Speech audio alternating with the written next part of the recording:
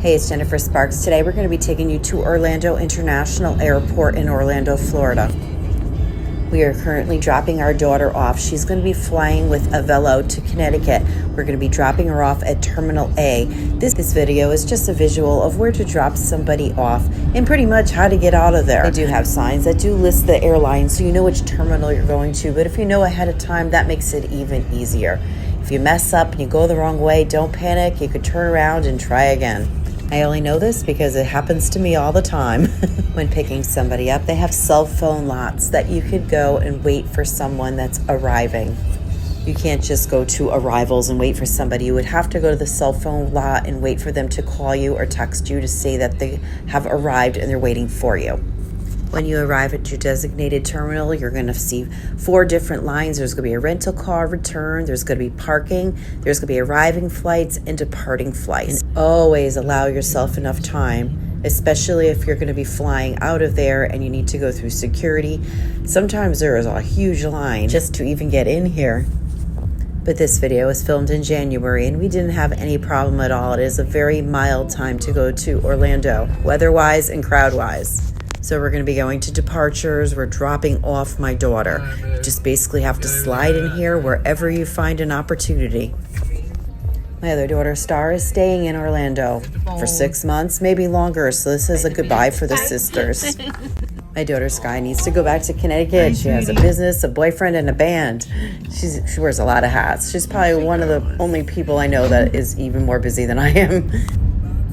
So on the way back, I'm like, I'm going to do a video of what it's like to go from the airport driving to where I'm staying, Vistana. But then we accidentally went the wrong way. But I'm still going to sort of give you an idea here, what it's like getting out of the airport.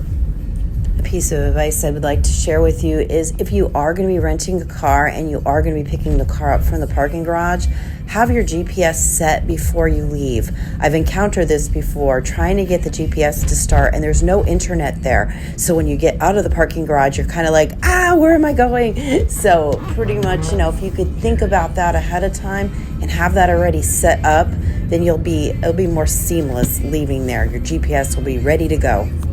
If you're coming to Orlando to go to Disney World or Universal Studios in the surrounding areas, it's going to be about a 20-minute drive. I think a lot of people think Orlando Airport and Orlando Disney World are the same. Orlando is actually a city. A lot of people don't realize that. Okay, watch this. This is where we messed up. We were chit-chatting and we were supposed to go left, but we went right instead. It's going to be like a thing where it veers. Not a big deal. The GPS rerouted us. We are still in the motion to head to Vistana. Just wasn't going to be the route I was going to show you. I think ride shares, Ubers, and Lyfts are about $30 now to get from the airport to most Disney Universal hotels. It's a good option if you consider like all the parking fees if you're going to be going to the parks. And some hotels charge for parking. So you're almost better sometimes getting an Uber. It drops you right off at the door. We are now on I-4 en route back to Vistana. One thing I like to add is there's always a lot of traffic. These lights are excruciatingly long. If you catch a light, you're going to be there for a few minutes. It's not a very fast moving thing here. So just keep that in mind if you have dinner reservations or plans with people that you allow enough time driving around this area. It's very touristy, very dense. Nobody knows where they're going. So just use extra caution and allow extra time. One other helpful hint that I'd like to add too is if you have a really early flight or a really late one coming in, you may want to consider staying at an airport hotel. They have a beautiful Hyatt that's right on site, but they also have a lot of other brands that have a shuttle that comes in. You could save you a lot of time and a lot of money and a lot of stress off, especially if you have like a 6 a.m. flight. If you're already there, it's so much easier. I have a video of the Hyatt and I also have a video of like resorts around there where I actually drive around and show you where all the resorts are. I'll leave those videos at the end of this video. You could just link on that, click on it, it'll take you to those videos if you're thinking about staying at an airport hotel before or after your flight. If you're concerned about the airport in general and what to do when you get in, I will leave a video about the airport at the end of this video as well. Another link, just click on the video. It'll take you right to my video about Orlando Airport. Those videos can be found on my travel channel, Traveling with Jennifer Sparks Savoy. This channel you are watching right now is just an extension of that channel, which is basically just driving tours, showing people where we're going and trying to explain things along the way to help you make better decisions about your travel plans. We figured, hey, we're driving anyway, we might as well take some people along for the ride with us. Sorry, I'm so chatty. I think I almost talked through this whole thing, but I just have so much information to talk about Orlando and the airport. All right, now we're just going to carry on. We're almost at Vistana. This is a great place to stay if you're looking for a more of a home away from home accommodation. The place I'm staying has 2 bedrooms, 2 bathrooms, full kitchen, patio. It's really nice. I think there's like 10 pools.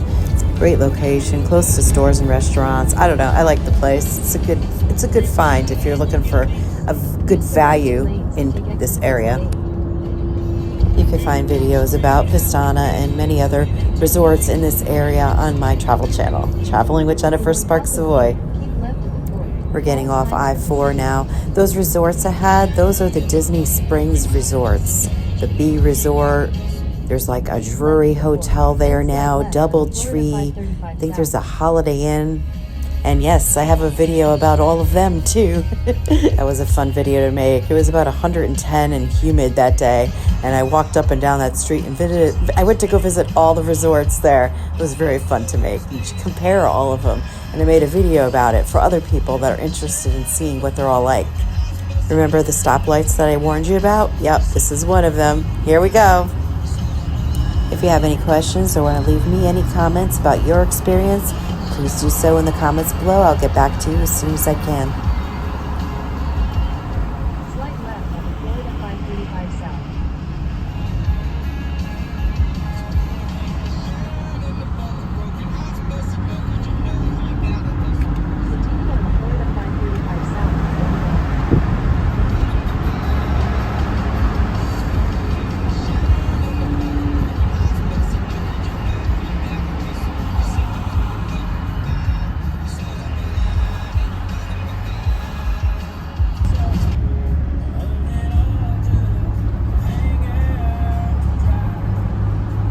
We are now slowly approaching Vistana.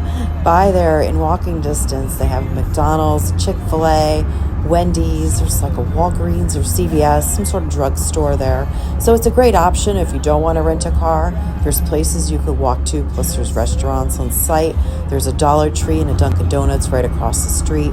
The road itself is kind of like a highway, so it's a little intimidating walking across the street, but they do have crosswalks. We drove here from Connecticut, so we had our car the entire trip. Thank you so much for hanging with us. Make sure you check out the links at the end of this video for more video tours.